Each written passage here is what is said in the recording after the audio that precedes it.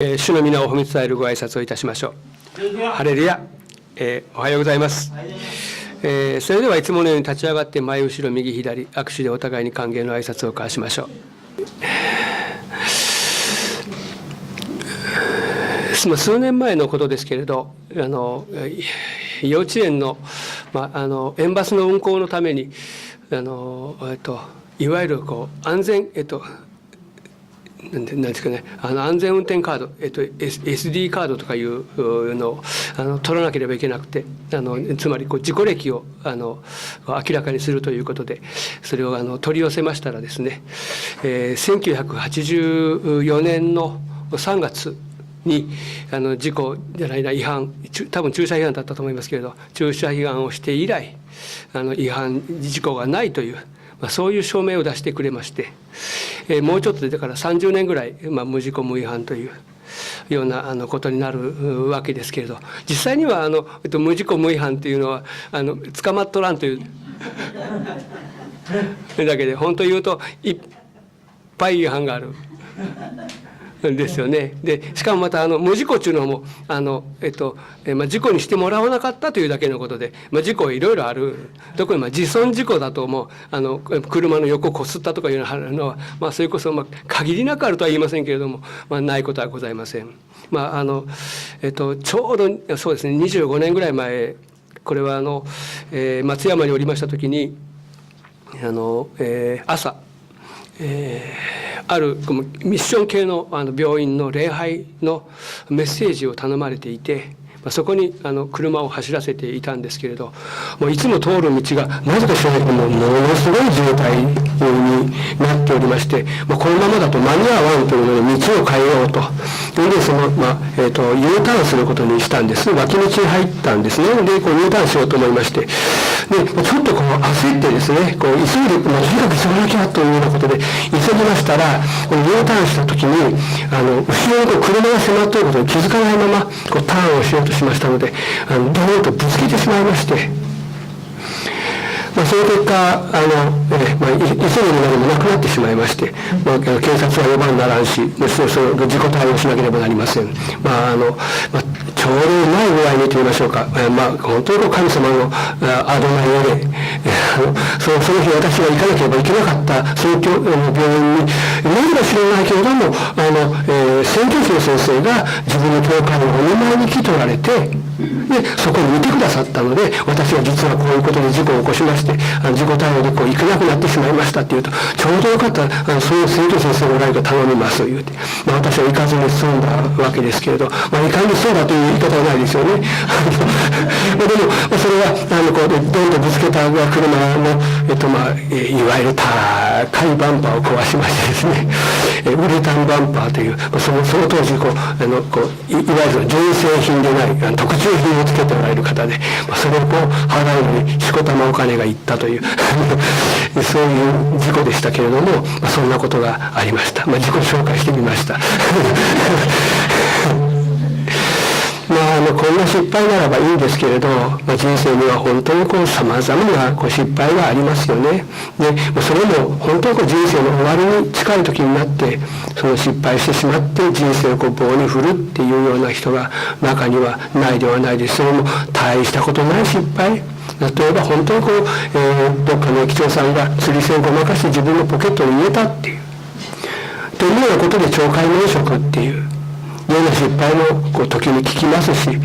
どこどこ警察署の警部さんがその女性を盗撮したとかっていう、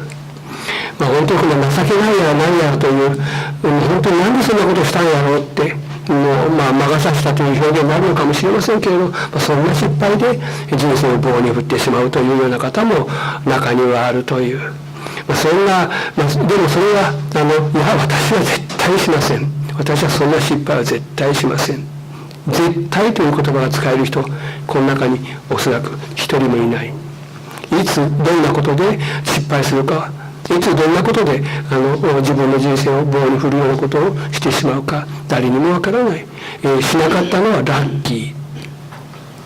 そういうことではないかなっていうことを、思ったりもいたします。なん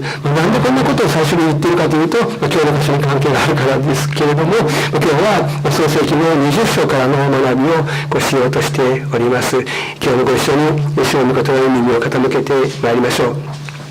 この20章の箇所にはゲラル滞在という込み出しがついておりますけれども、このゲラルというのは、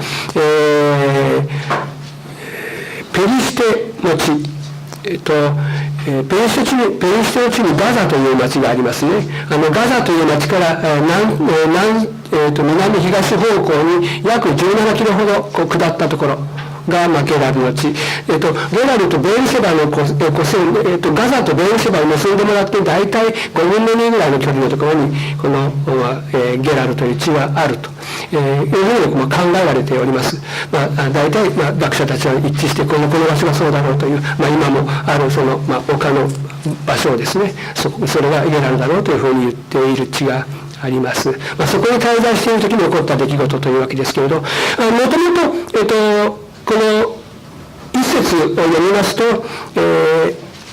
彼がその南のネゲブ地方に移り、それからさらに南西方向にカデシュとシュルの間に住んだという言葉がありまして、それからゲラルに滞在していた時っていうふうに書いてあります。全然違う地名3つ書いてあるわけですけれど、もともとはヘブロンに彼はいたんです。ヘブロンというところに住んでおりました。ヘブロンというのは、エルサレムから約30キロほど南に下ったところで、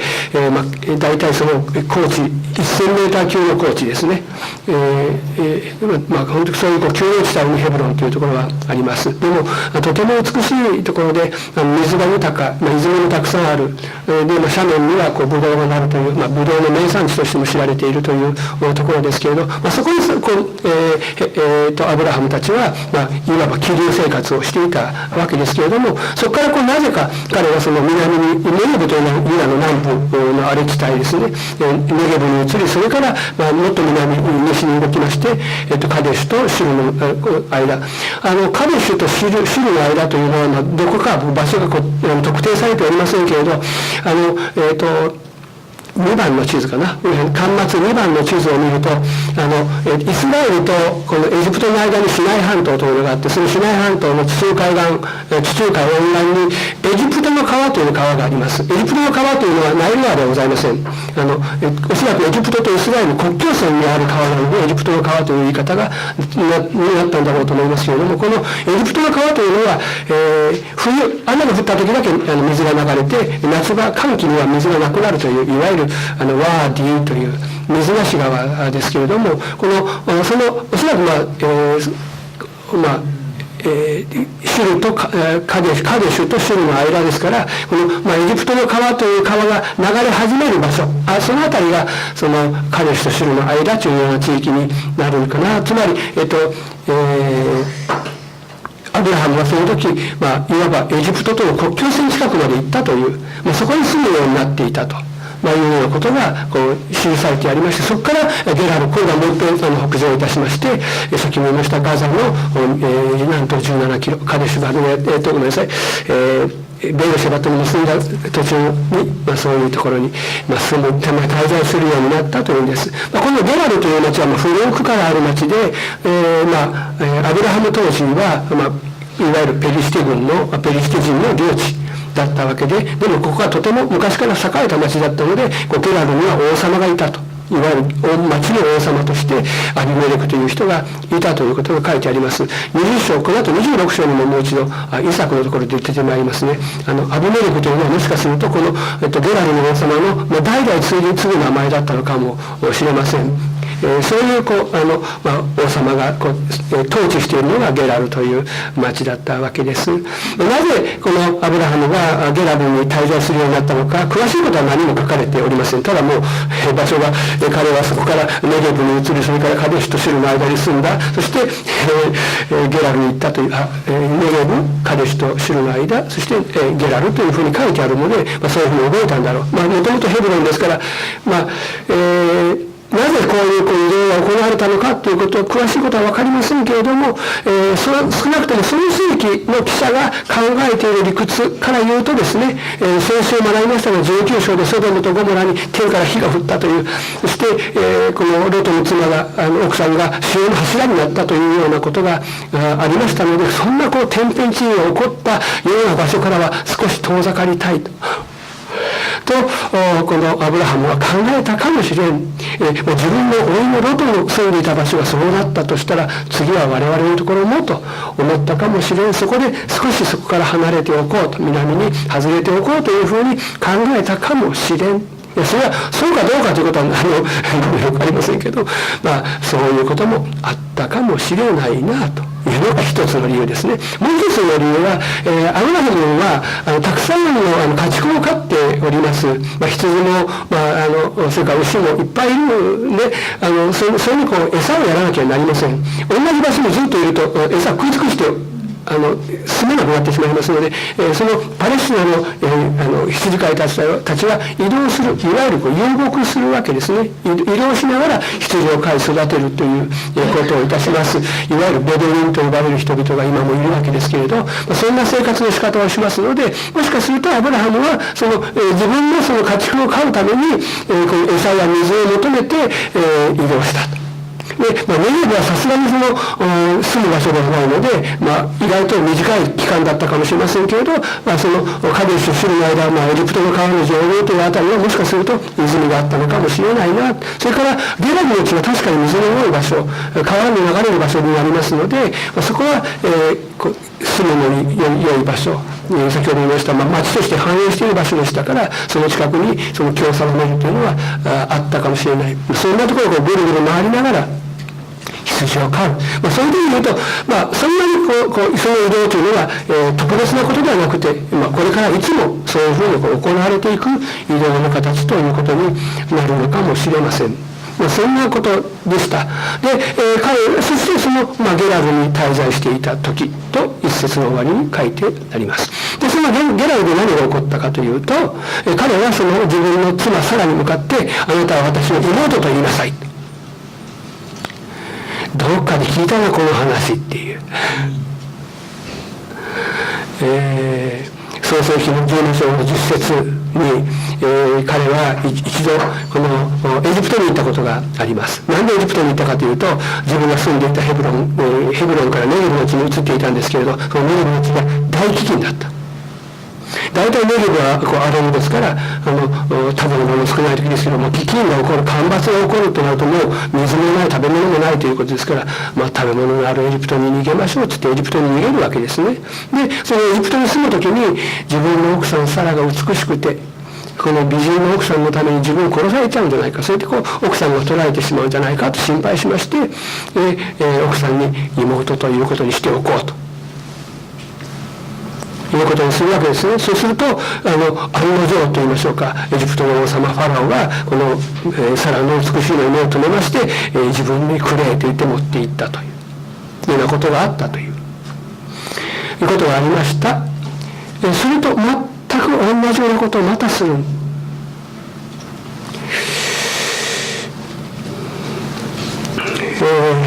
なんでそうしたかという理由が11節にアブラハムの言葉で説明されております。ご覧ください。11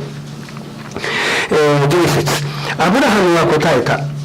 の土地には神を恐れることが全くないので、私は妻の家に殺されると思ったのです。他人の奥さんと勧誘することは重罪だったんですね。このことに関して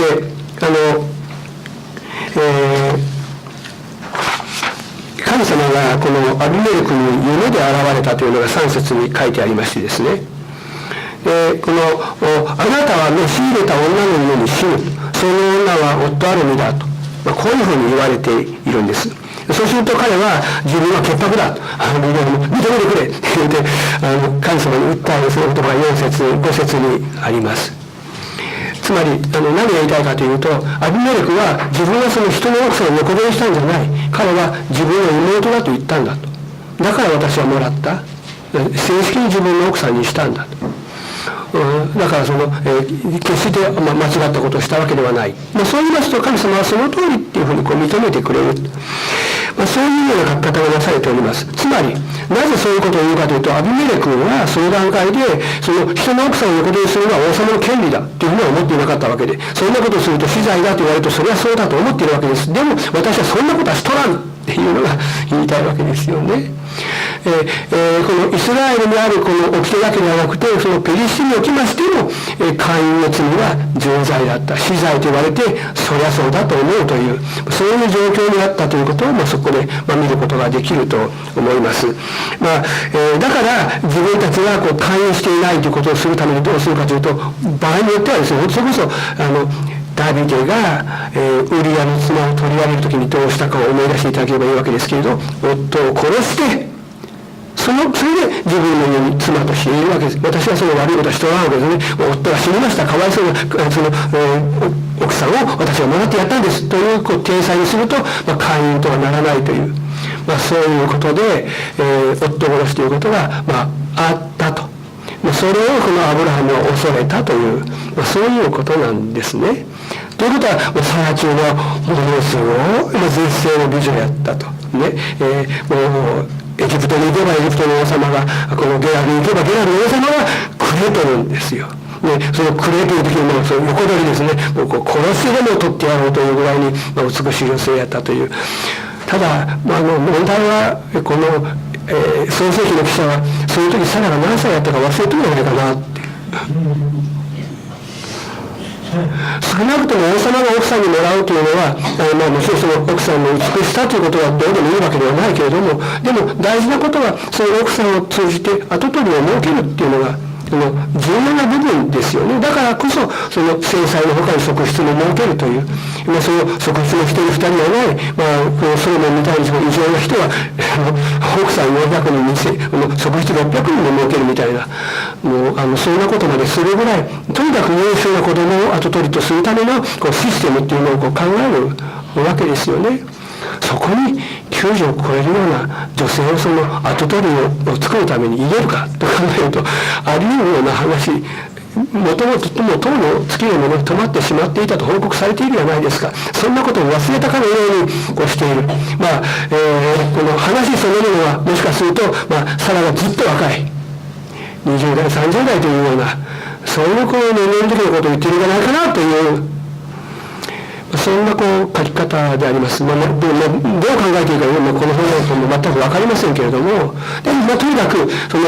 ラルの王様の目に留まるほどの女性だった。そういうことをしたという、そんな話でありますね。とにかく、そのままだと、このサラはアビメレクの家に召し入れられまして、そのアビメレクの、制裁ならずとも、側室としてその王宮に召し抱えられることになってしまいまして、場合によってその、アビメレクの子供を産むということになるのかもしれません。だとするとですね、17章18章で、あなたとその妻との間に生まれる子があなたの跡取りになるよとアブラハムに神様が言っておられた、そういう約束、その子供の名前をイサクと名付けなさいっていう名前まで与えられておったとに、こんな時にアブラハム何考えとうという事態じゃないですか。どうするのそれ、神様との約束をどうになるとってというような事態になったわけですね。で、この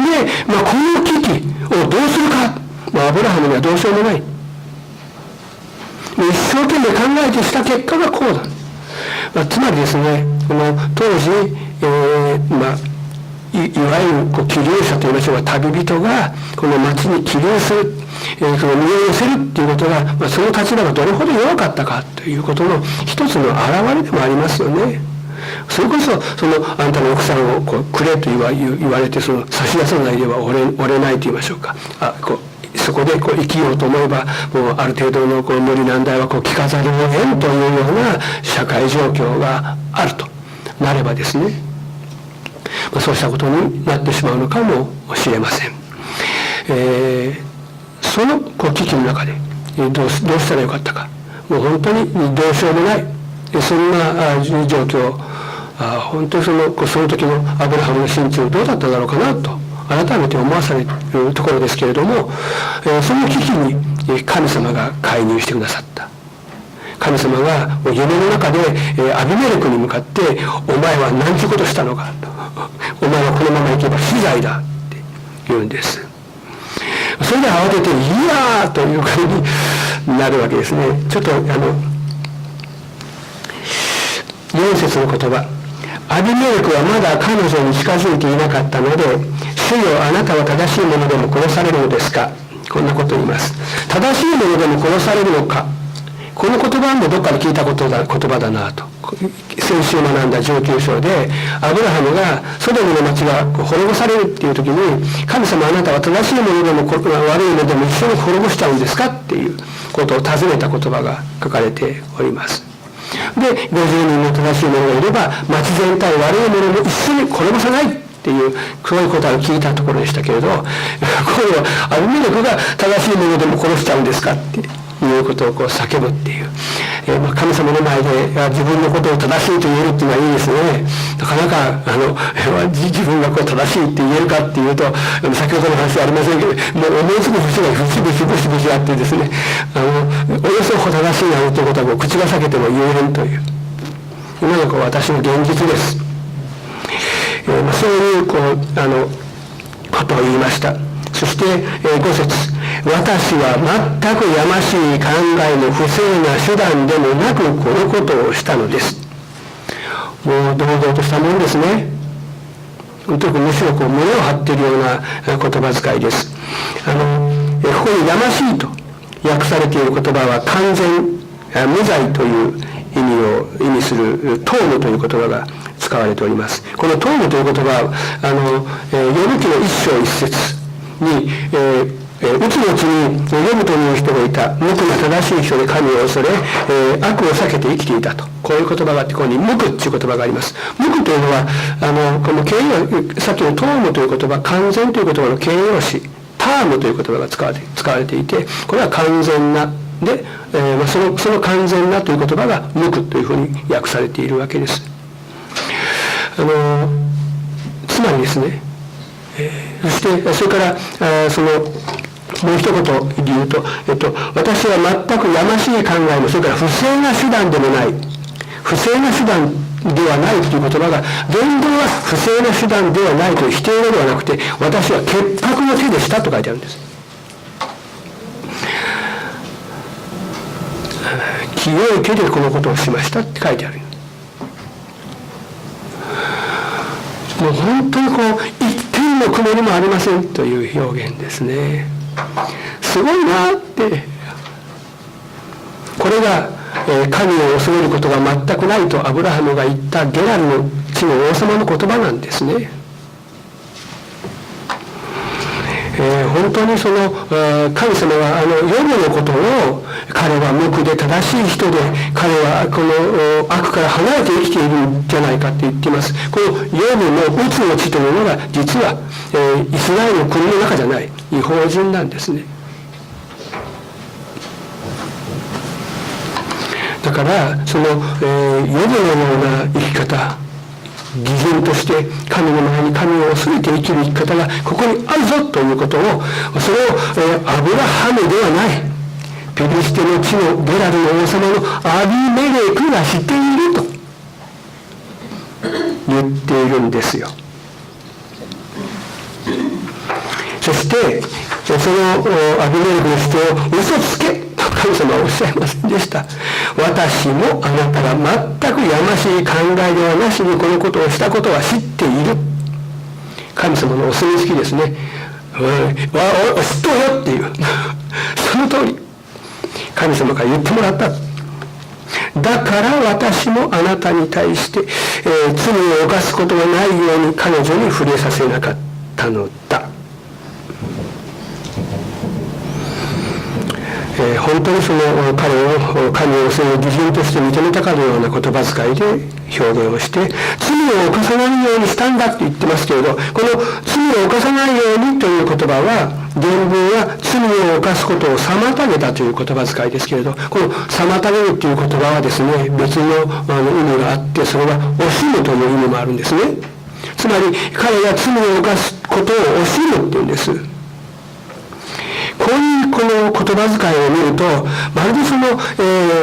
このアビメレクのことを愛おしんでおられてですね、でこの無垢で正しく生きている人、神を恐れて生きている人が罪を犯すなんてことが起こったら、それはもう残念なことだから、もう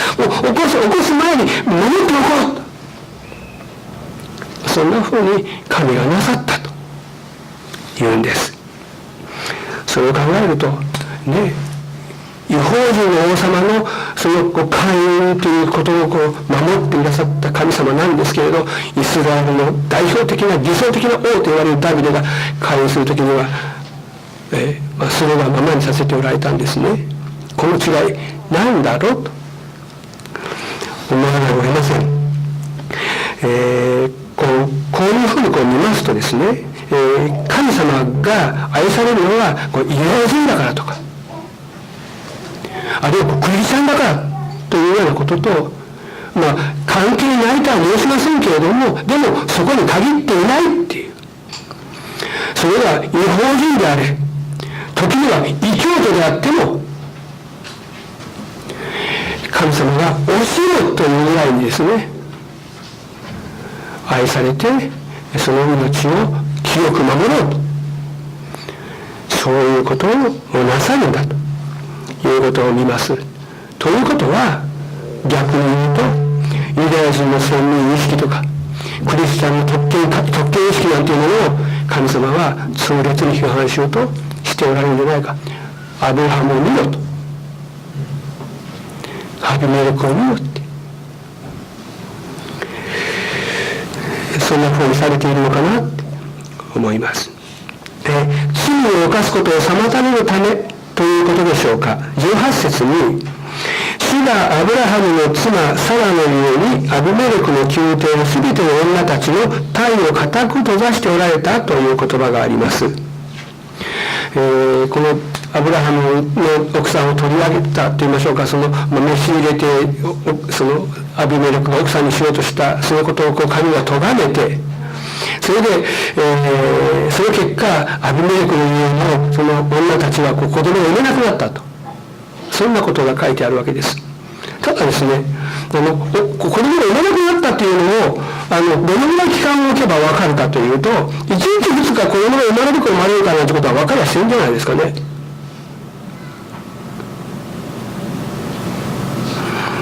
通常その体を閉ざすというのは子供が生まれないという意味ですし、その後の表現もそういうことを意味しておりますけれども、ここでもしそれがその1日2日でそういうことがなぜ神様はそういうようにしておられたかということが分かる状況になったというふうに考えると、そんなふうに読んでいいかどうかは読み込みだと私も思うけれども、でもあえて言うならば、神様はその女性たちを性的な交わりを持つことができないようにされてしまったっていう、そういうことだろうっていう、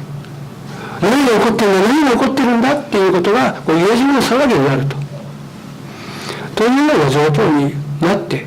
本当にアビメレクのように、その時神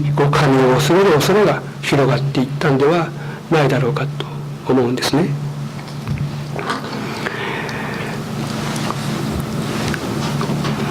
そこで神が7節、すぐに直ちにあの人の妻を返しなさい。彼は預言者だからあなたのために祈り命を救ってくれるだろう、そう言われました。神はここでアブラハムのことを預言者というふうに言っています。もちろんこの預言者というのは、アブラハムが突然エリアやエリシャのように、あるいはイザヤやエレミヤのようになったということではなくて、神様と人との間をつなぐ仲介者という意味だと思います。そういう意味も特に、その具体的に何かこう仲裁をこう取り持ったというのではなくて、もともとアブラハムに与えられた役割は何かというと、祝福の源となるということですよね。彼を祝福する者が祝福されるんです。どうしてそうすることになるかというと、神様の祝福を彼がこう牽引するわけですね。アブラハムを祝福する者は、神がそのアブラハムを通じてその人を祝福する。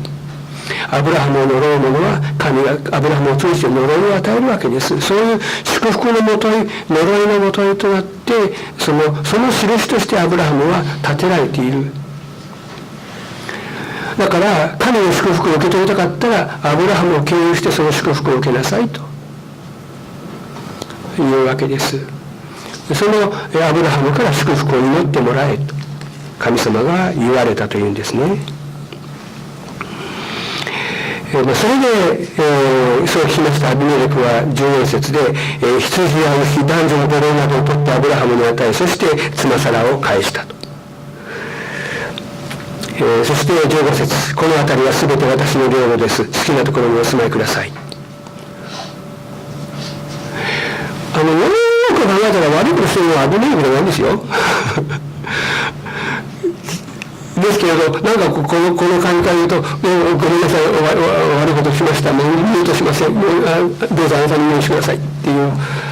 なんか言ってるのが逆じゃないかと思うような表現がそこに出てきます。それで、アブラハムが祈りますと、アビメレクの妻や次女たち、側室はまた子供が産めるようになったんだ。預言者の使命というのが神の言葉を伝えるだけではなくて、本当にその彼らのために取りなし祈るということ、先週も10人の人のことを取り出して祈ろうじゃないかというふうにこう御言葉をいただきましたけれど、そういう私たちはこう祝福の源としてアブラハムの子供の役割は本当に取りなし祈る、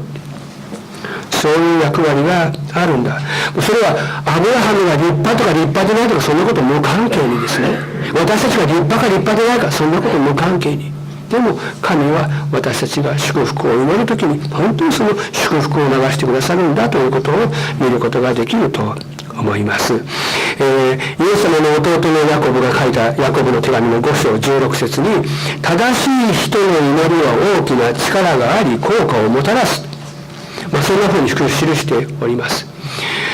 世界中探して私は絶対正しいと言える人は一人もいないというのが呼ぶ気が言っていることですよね。偽人なし一人だになし、パウロも言いました。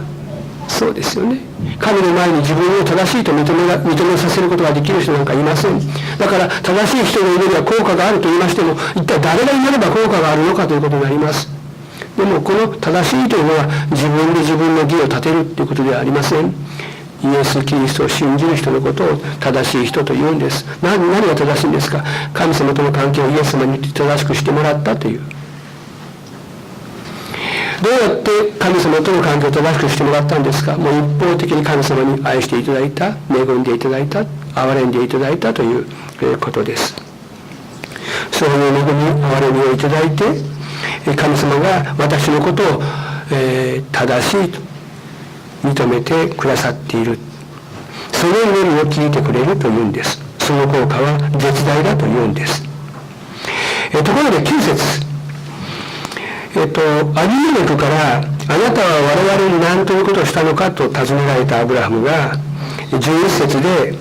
この土地には神を恐れることが全くないので私は妻の上に殺されると思ったと。一番の根拠はこの地には神を恐れることが全くない、そう判断して、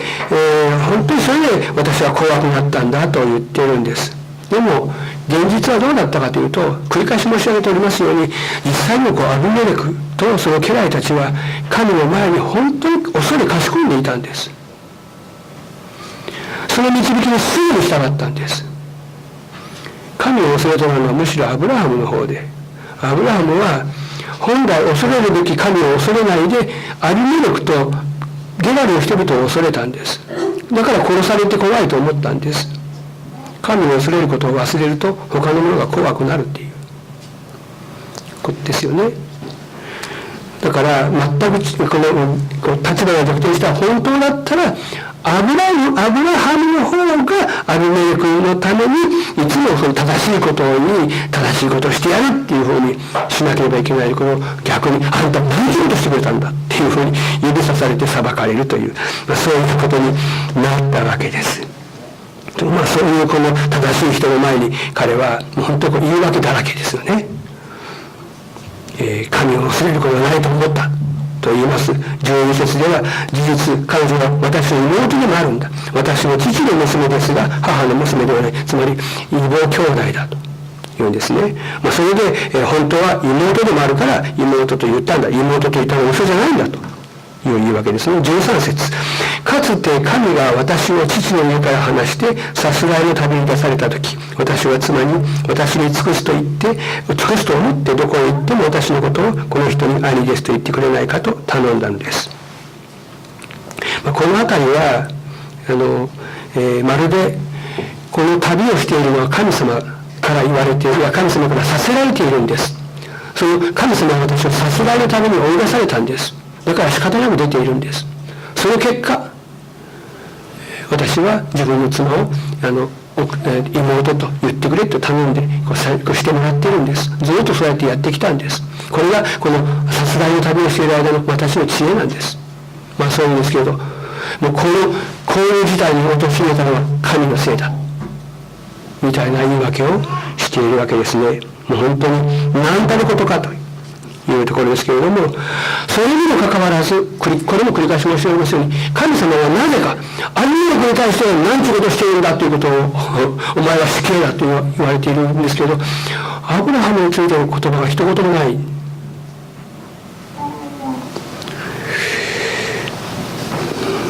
確かにその前に神はアブラハムのこの信仰を義と認められたということがあったわけですけれども、今ここにアブラハムの信仰なんて全く見ることができないのに、もうアブラハムがこうなってないからその義は取り上げると、もうこれからアブラハムのことを不義というということをしておられないんですね。16節見てください。アビメレクが妻サラに言う言葉です。16節、またさらに言った。私は銀1000シェケルをあなたの兄上に送りました。それはあなたとの間のすべての出来事の疑惑を晴らす証拠です。これであなたの名誉は取り戻されるでしょう。ここにアビメレクはサラに向かってアブラハムのことをあなたの夫という流れで兄上と呼んでおります。アブラハムの言った言葉を認めた形、受け入れた形ですね。なぜこういう言葉遣いになっているかというと、それは、アビメレクがアブラハムの名誉を傷つけないようにと配慮して、人の前で彼は自分の奥さんのことを妹と言っているので、それを承認した形、認めた形で、あなたの兄上という言い方をするわけですね。そして、アブラハムがアビメレクに賠償金を払ったというのではなくて、自分の奥さんを妹と偽って入れたためにいろんな手違いが起こって神様から叱られるような間になってしまいましたのでごめんなさい、これで許してくださいとアブラハムが言ったのではなくて、アビメレクが1000シェケル、ローマ銀から1000シェケルというのはローマのお金にすると、近い数字ではありますけど、大体1300デナリオン、3分の1ぐらいイスラエルのシェケル銀貨の方が高い、この1300デナリオンぐらいの支払いになったと。それを罪のない者が罪ある者のためにしたんです。それはこの疑惑を晴らす証拠となるためだというふうに言っております。疑惑を晴らす証拠という言葉に関して実は珍しいというか少し奇妙な言葉が用いられております。ヘブル語の原点を調べてみると、この疑惑を晴らす証拠のことを目隠し、目を覆うものという言葉が使ってあるんですね。つまり、この第三者の目から、サラを隠す、アブラハムを隠す。でこう見えなくするっていう、そういう言葉遣いなんです。この、1000シェケルというものを、アビメレクがアブラハムに払うことによって、罪を犯したのがアブラハムやサラの方ではなくて、払っているアビメレクの方だっていうふうにすると。という形でアブラハムとサラを覆うんです。それが、そのことをだから疑惑を晴らす証拠というふうに、意訳しているわけですね。いや、アブラハムとサラの問題ではないんですことにするっていうんです。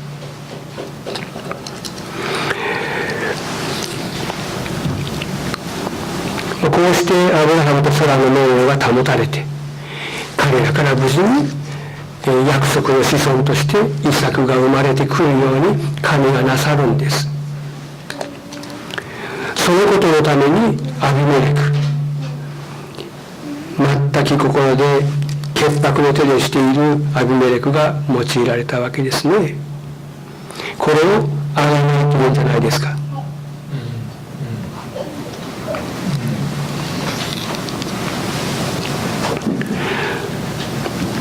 こう見てくると、もともとアブラハムを義とした信仰というのは彼のその行いなどに基づくものではない。彼がなぜ主の言葉を信じられたか、それは彼の内側にこの信じられる何かを持っていたということではなかった。本当に全て神様の恵みとして彼は主の言葉を受け取らせていただいた。そのままただもらっただけ、全部そうですね。今日の贖いも全部ただもらっただけです。何かこうもらう資格ありますか、何かもらう権利ありますか、年金ありますか、何もありませんけれども、本当に憐れみで全部もらいました。それを神は彼の信仰と呼び、その信仰で彼は義とされたっていうんです。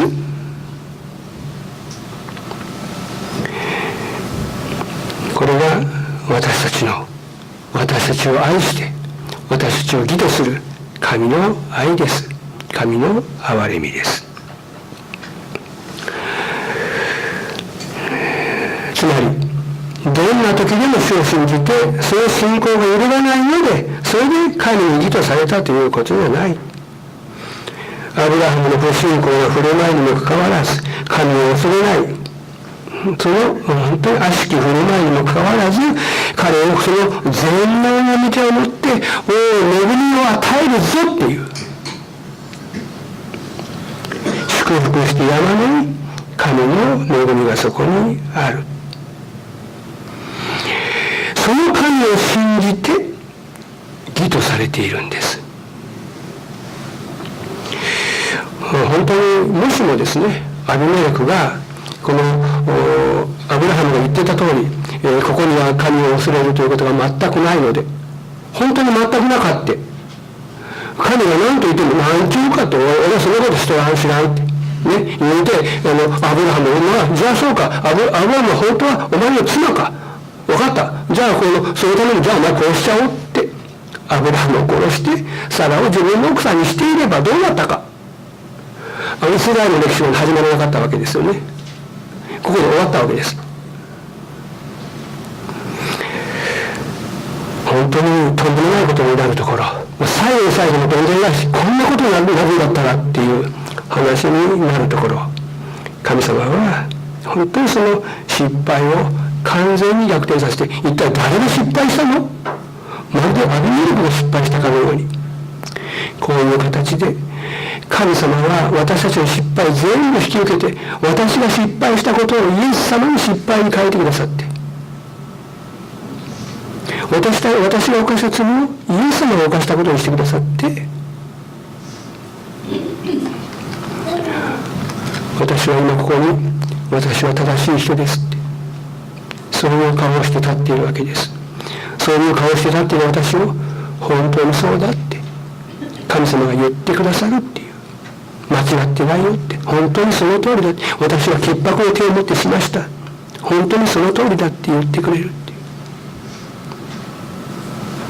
絶対違うけど、でも神様が私たちに、私が今していることは正しい心、潔白の手でしましたって言ってよい。アビメレクのように胸を張りなさい、そうおっしゃってくださっている。この恵みの主に信頼を置いて、これから感謝と喜びを持って前進していきたいと思います。お祈りします。恵み深い天の父な神様、皆あなたの心から感謝と賛美を捧げいたします。神よ、あなたはアブラハムの弱さにもかかわらず、弱さのように恵みをお与えくださったことを心から感謝します。私たちの人生にもその恵みが満ち溢れています。アブラハムがアビメレクを飛び出したように、私たちも万人祭司として霊の力をいただいて、臨時のために取りなし祈る使命を果たすことができますように、至るところにその上に働いてくださる神様の恵みを見る、本当に開かれた耳を持たせてください。この祈りと願いをイエス・キリストの名前を通して御前にお捧げいたします。アーメン。